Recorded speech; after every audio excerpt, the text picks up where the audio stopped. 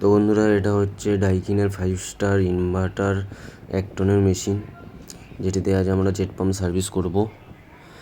আর এটি রয়েছে দাঁতের চেম্বারের ভেতর, যেটিতে আমরা 1.5 মাস আগে সার্ভিস করে গিয়েছিলাম। আর একবার ফিল্টারের অবস্থাটা দেখুন, কি হাল হয়েছে, কতটা ময়লা জমে গিয়েছে।